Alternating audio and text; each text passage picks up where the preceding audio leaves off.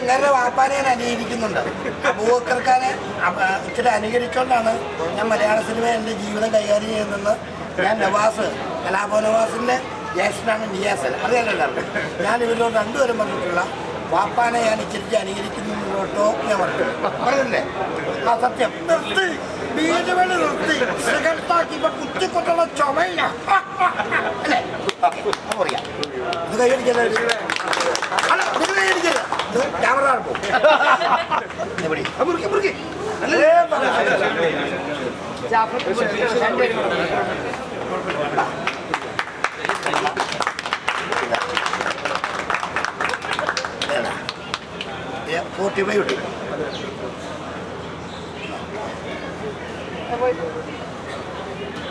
അത്ര വാക്യം വേറെ പ്രൊഡ്യൂസറാണ്. എല്ലാവരും കാശ് വെച്ചോളൂ.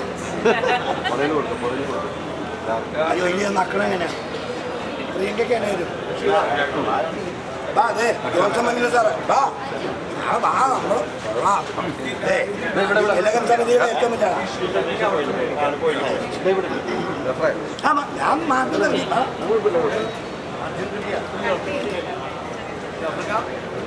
ഓക്കെ ഞാൻ ആദ്യമൊന്ന് മാറ്റി നൽകി.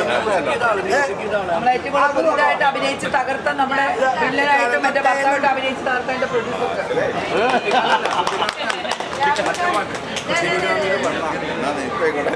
ഈ സിനിമാനിമയുടെ പാട്ട് മ്യൂസിക് ചെയ്ത പടത്തിൻ്റെ മ്യൂസിക് കിട്ടിയതാണ്. ഓക്കെ പിന്നെ ഒറ്റ ഒരു വലിയൊരു സംഭവം പറയാം. ഞാൻ ഇങ്ങനെ ഒരു സിനിമാക്കാരനാകാൻ കാരണം എന്ന് പറഞ്ഞാൽ ഇടുക്കി രാജൻ എൻ്റെ ഗുരു മിമിക്രി എനിക്ക് പറഞ്ഞു തന്നെയാണ് ചെയ്ത് കേട്ടോ. ഇതാണ് എൻ്റെ ഗുരു. എല്ലാവരും കണ്ടോളാം. ഇത് പറഞ്ഞു വെച്ചേക്കരുത്.